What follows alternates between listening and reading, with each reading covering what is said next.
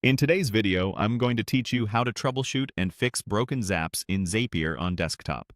If a workflow suddenly stops or you see error badges in your account, don't worry. By the end, you'll know exactly how to find the problem, fix it, and get your automation running smoothly again. Start by heading to Zapier.com and logging in. Once you're in, open the Zaps section from the left sidebar. This page lists all your automations. Scan for any Zap marked off, errored, or needs attention. Those labels are your first hint that something isn't right. Click the Zap's name to open it in the editor and check the top of the page for an error banner. When present, it usually points you to what failed or why, which can save time. Next, open Zap history from the left sidebar. This is your run log.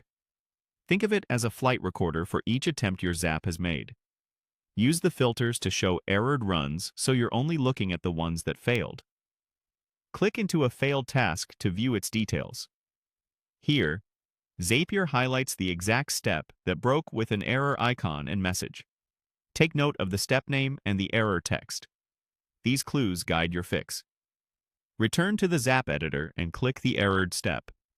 Begin by checking the connected account on that step. Accounts can disconnect if a password changes, a token expires, or permissions are updated. If it's disconnected, reconnect it and make sure you authorize the correct workspace or resource. Then review all required fields in that step.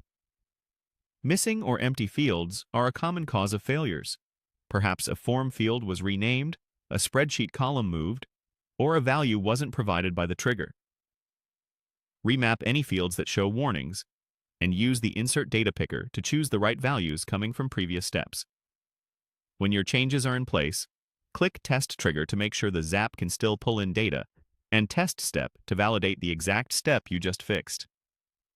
A successful test is a strong sign you've addressed the root cause. If the Zap was turned off automatically due to repeated errors, turn it back on using the toggle in the editor.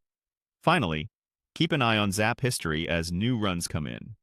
You're looking for green success indicators on the steps that previously failed. If you see consistent successes, your Zap is back in action. If this video helped, please like, subscribe, and share. Thanks for watching.